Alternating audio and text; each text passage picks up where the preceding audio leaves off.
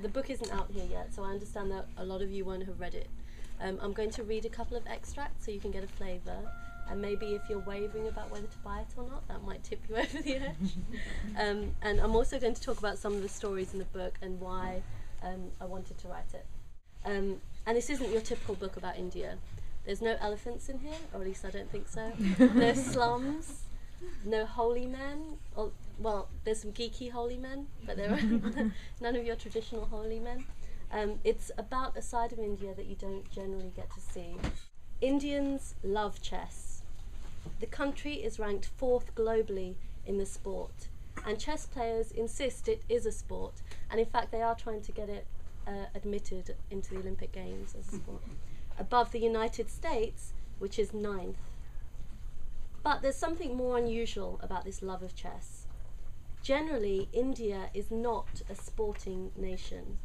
In fact, apart from cricket and a handful of other games, chess is a rare exception in a land that has one of the worst sporting records of anywhere in the world.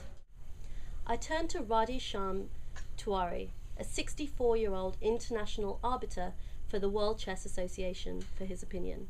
He's been playing this game for 40 years.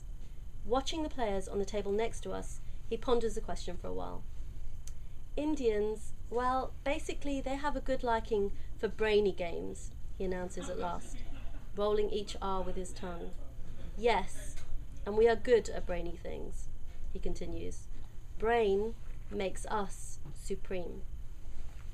And that is the culture of India. One of the first things I did when I landed in India, I thought I have to go to one of these Indian institutes of technology, these places that are creating these geeks who are leading India into this new geeky society. So I went to the one in Delhi, and I begged the dean, please let me spend a week here pretending to be a student. And he said, you do realise we don't have many girls here, you will stand out. But they let me in anyway, and it was a bit awkward. I studied engineering, and even in Britain you don't get many female engineering students, and male engineers find it very difficult to talk to women at the best of times, so it wasn't easy, but after a week I got pretty far. The point I want to make is that when we look at India and we say, why is this country racing after high science and high technology?